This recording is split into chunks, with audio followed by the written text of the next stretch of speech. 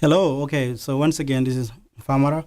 Um, Here to give you a little more information about what we are doing in Banjul as far as estimating people's willingness to pay for protecting Banjul against coastal erosion and sea level rise.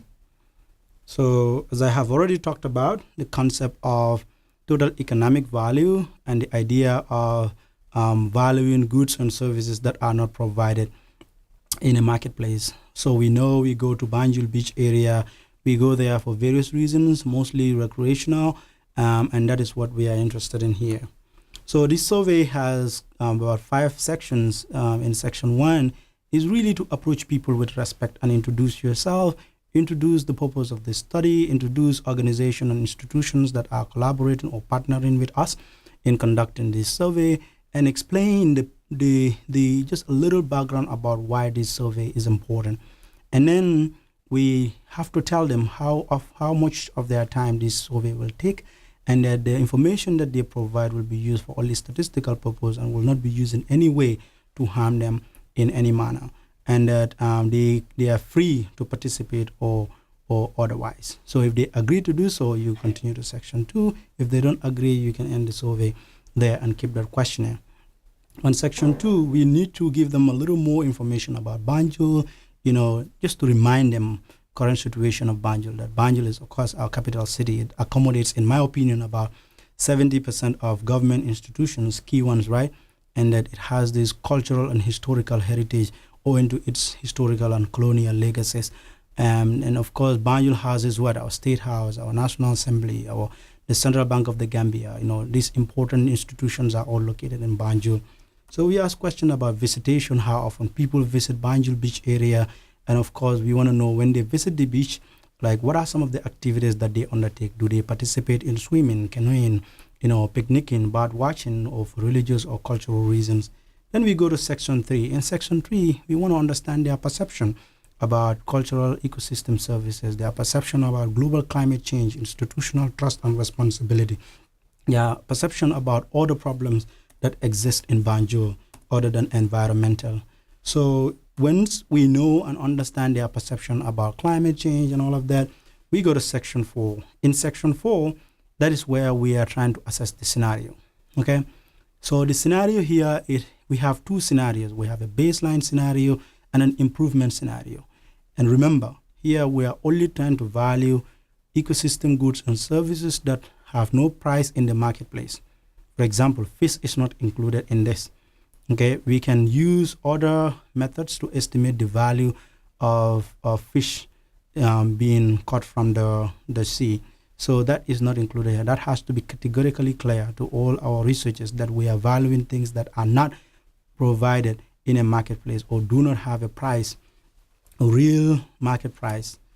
Then as far as the baseline is concerned, we know from previous research, we know from Bubu and other studies conducted since 1996 that Banjul is at a very vulnerable stage and will be vulnerable to sea level rise in the coming decades. And that, in fact, Bubu stated that Banjul will not exist or will be lost by the end of this century if current conditions remain. Again, that current condition included the global climate change conditions. And other studies, like including Drame study in 2003, Hills and Mani study, and also Coates and Mani. These are studies that really look at the vulnerability level of Banjul. So we already have a good line, or a very good baseline to present to our our interviewees for understanding the current situation of Banjul. And then we're gonna help them to also provide some pictures that depict this vulnerability level, and then having done that, we need to present a scenario. In this scenario, we are saying to change the baseline scenario, or that is the status quo. Suppose this is a hypothetical scenario. Remember, suppose a joint project from the NEA, that is the National Environment Agency, and the Banjul City Council, ask all Gambians and non-Gambians to donate money for protecting Banjul beach area. Remember, 60% of the project fund will be provided by government, and individuals will be responsible for donating the remaining 40%. It is just to say that people think that government also has a role, and the government will play a fundamental role in solving this issue. And then once we say that, we say everyone will be asked. It's not just you, so that people don't think that there will be others who will be free riding, that they will not be making any offer and they will be benefiting, because this is a public good. And then we also present the project, that this is going to be a hard engineering solution. It's going to involve building rock revetments along the coastline. So there are pros and cons. There are advantages of having that there. The area can be protected, but some sandy beach area might be lost. So we need to identify and be clear about the pros and cons of the project that will be implemented. And then we come to the elicitation question, that is the willingness to pay question.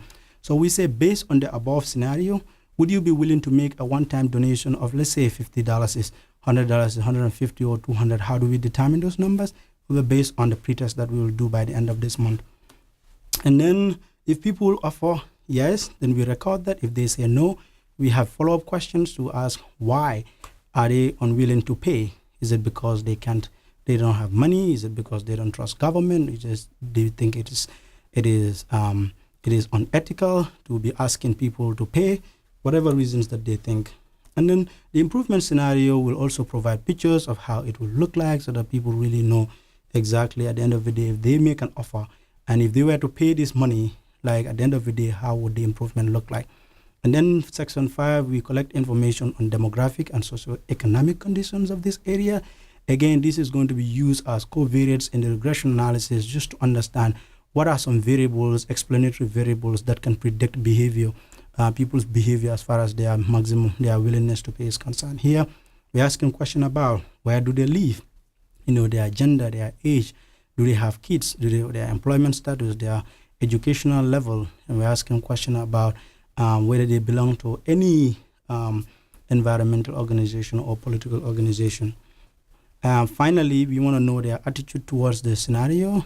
In this case, we want to know whether they understood the scenario that was presented to them, so that we understand, was there a bias, a hypothetical bias, if you watch the other video that I made involving this. If so, then that will affect the validity of the result. So we need to understand that these follow-up questions will also be important. What is their opinion about public support for this project?